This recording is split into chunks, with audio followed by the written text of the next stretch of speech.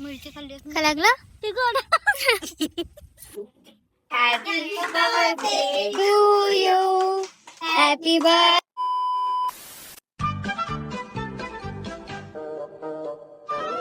Hello friends, good morning and welcome back to my channel. तर आज आहे माझ्या पप्पाचा बड्डे आणि मी खूप एक्सायटेड आहे माझ्या पप्पाच्या बड्डेसाठी, कारण आज मी घरी जाणार आहे बड्डेसाठी.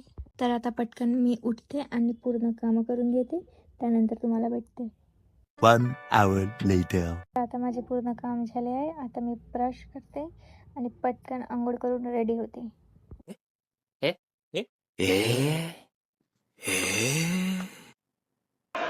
सॉरी. गरमीच एवढी होत आहे, तर काय करू मी. तर चला भेटते तुम्हाला नंतर.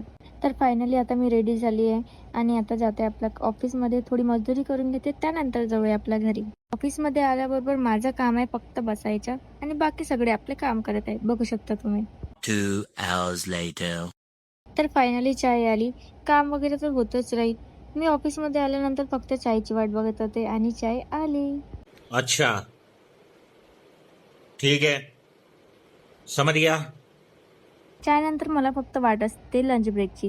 तर लंच ब्रेक आता झाला आहे, आपण लंच करूया आणि थोडं वर्क आहे तर ते करून नंतर आपण घरासाठी निघूया.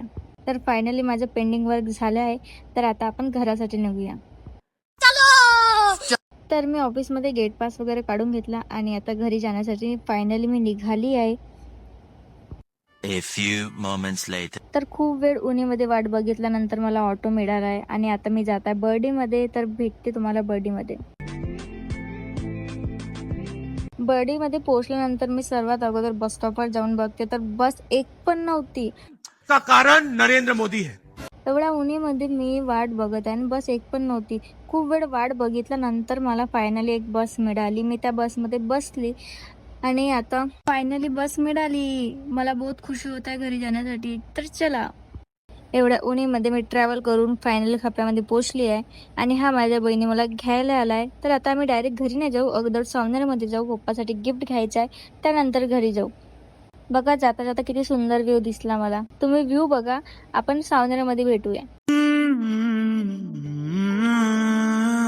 सावनेरमध्ये आल्यावर आम्ही सर्वात अगोदर ज्वेलरी शॉपमध्ये जाते, कारण पप्पासाठी आम्ही रिंग घ्यायचा विचार केला आहे. कारण काही समजतच नाही की पप्पा लोकांना गिफ्टमध्ये काय द्यावं, म्हणून आम्ही रिंग द्यायचा विचार केला.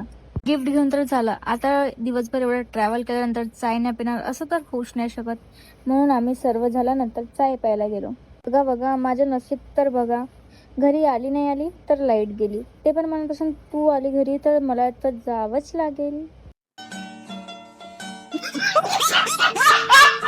एवढा वेळ गरमीमध्ये राहून फायनली लाईट आली आणि ही बघा माझी भोली आणि परेशान मम्मी. लाईट फक्त मला दाखवायसाठी आली होती की बघ मी अशी दिसते आल्यावर, तुम्हाला थोडीशी खुशी देते मी आणि आणखी वापस जाते. आणखी चालली गेली लाईट. सोडा यार, लाईट यायची येईल नाहीतर नाही येणार, पण आम्ही सगळे बहिणी मिळालं आणि आमचं मीटअप नाही होणार, डाटा ट्रान्सफर नाही होणार असं तर होऊच नाही शकत.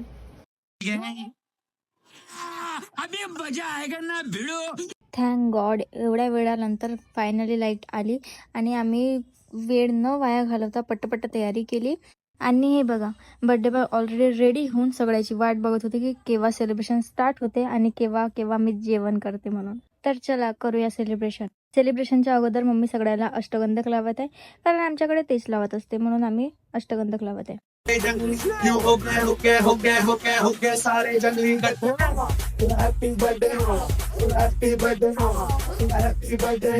आणि हे बघा, हरवेळेस सारखं यांचा झगडा होत आहे, म्हणजे झगडा म्हणजे असा प्रेमाचा झगडा होत आहे की पप्पा जास्त नाही खात आणि मम्मीला केक आवडते, तर पप्पा म्हणते मला थोडंसं चार, मम्मी म्हणते मला जास्त चारा, म्हणून ते त्यांचं असं नोकझोक होतं.